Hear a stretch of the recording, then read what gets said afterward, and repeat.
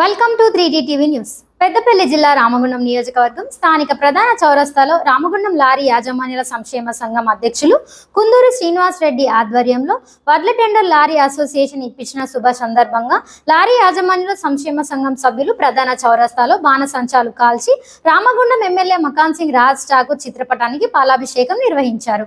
అనంతరం వారు మాట్లాడుతూ నమస్కారం.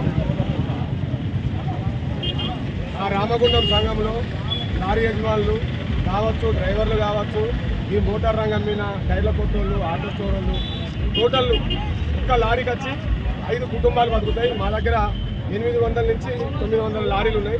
కనీసం 4000 నుంచి 5000 కుటుంబాలు పరోక్షంగా దీని మీద ఆధారపడి బతుకుతూ ఉన్నారు రామగుండం సంఘంలో.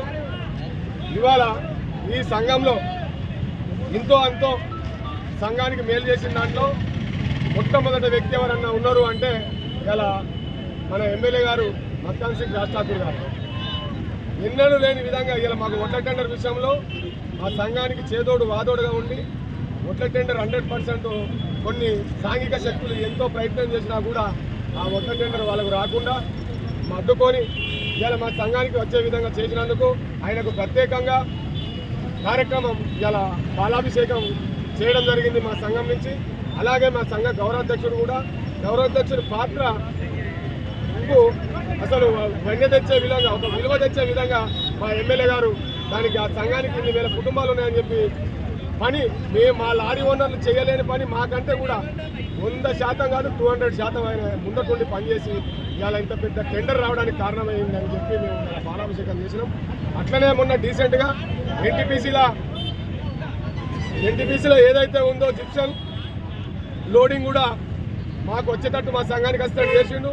కొన్ని సాంఘిక శక్తులు అడ్డుపడితే కూడా వాళ్ళతో మాట్లాడి, బాబు వాళ్ళు గరీబోళ్ళు ఉన్నారు, వాళ్ళకు లోడింగ్ లేదు, వాళ్ళ దాంట్లో మీరు ఇన్వాల్వ్ కాకూరి, మీరు బడాబాబులు ఉన్నారు, మీ బడాబాబుల తనం ఏమన్నా చేసుకోరు, కానీ ఆ గరీబుల దాంట్లో ఏలు పెట్టద్దు అని చెప్పి ప్రత్యేకంగా చెప్పి ఆ విషయంలో మా ఆసిఫ్ పాషా కూడా ఉండే ఆ రోజు జరిగిన దాంట్లో 100% ఎమ్మెల్యే గారు మాకు చేదోడు వాదోడుగా ఉండి మాకు జిప్సన్ లోడింగ్ కూడా తెప్పించి పెట్టడం జరిగింది.